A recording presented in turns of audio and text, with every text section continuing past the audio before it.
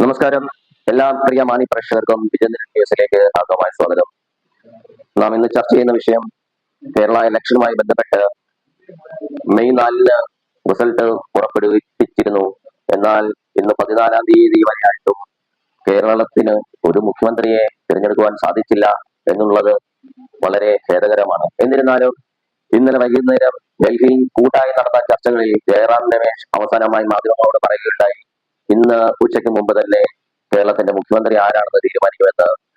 കേരളത്തിന്റെ മുഖ്യമന്ത്രിയായി പ്രധാനമായും പരിഗണിക്കുന്ന പേരുകൾ വി.ഡി. സതീശൻ, കെ.സി. വേണുഗോപാൽ, പിന്നെ രമേശ് ചെന്നിത്തല എന്നിവരാണ്.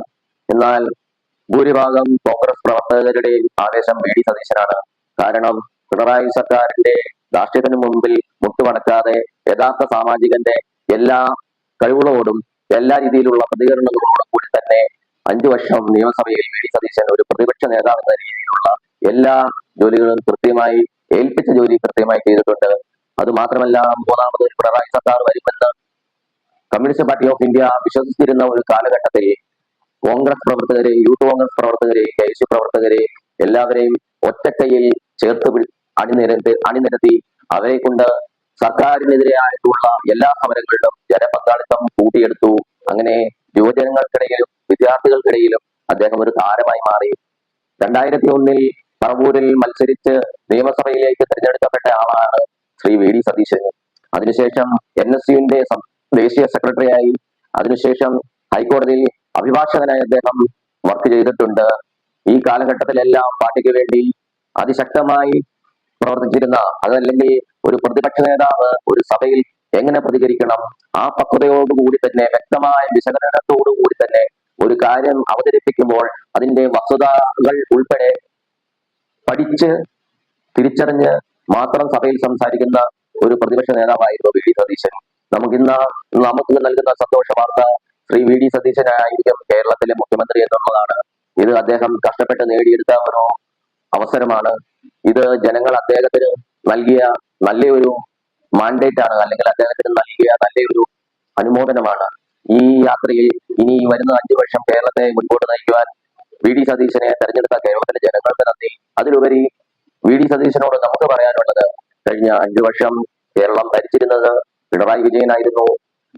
അദ്ദേഹത്തിന്റെ മകളെയും മകനെയും അദ്ദേഹത്തിന്റെ കുടുംബത്തെയും സംബന്ധിച്ച് ധാരാളം ആരോപണങ്ങൾ, അത് സ്വർണം മുതൽ ഉള്ള സ്വർണ്ണക്കൊള്ള ഉൾപ്പെടെയുള്ള ധാരാളം ആരോപണങ്ങൾ ഏറ്റെടുത്തിരുന്ന ഒരു മുഖ്യമന്ത്രി കുടുംബവുമായിരുന്നു നമ്മളെ ഭരിച്ചിരുന്നത്. ഇപ്പോഴും ഒരു പ്രതിപക്ഷ നേതാവിനെ തിരഞ്ഞെടുക്കുവാൻ വേറെ ഓപ്ഷനുകളില്ല.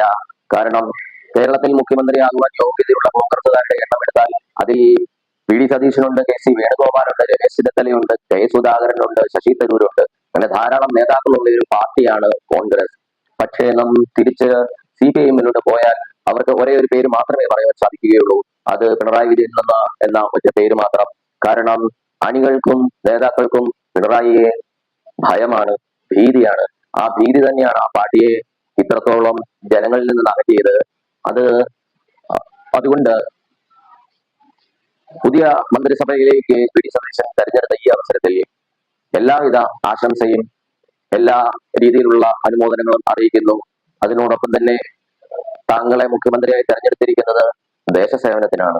ആ ദേശസേവനത്തിൽ കറപുരളാത്ത കൈയുമായി 5 വർഷം കഴിയുമ്പോൾ ജനങ്ങൾ അങ്ങേ കാണണം. നിങ്ങളുടെ ഭരണം നല്ലതാണ്, നിങ്ങളാണ് യഥാർത്ഥ മുഖ്യമന്ത്രി, നിങ്ങൾ നയിച്ചതുകൊണ്ട് കേരളത്തിന് ഇന്ന നേട്ടങ്ങൾ ഉണ്ടായിട്ടുണ്ട്, ജനങ്ങൾ അത് പറയുന്ന ഒരു നേതാവായി അന്ന് മാറണം എന്ന് മാത്രം അഭ്യർത്ഥിച്ചുകൊണ്ട് വിജയൻ ന്യൂസിന്റെ എല്ലാവിധ ആശംസകളും ശ്രീ വി.ഡി. സതീശന് അർപ്പിക്കുന്നു.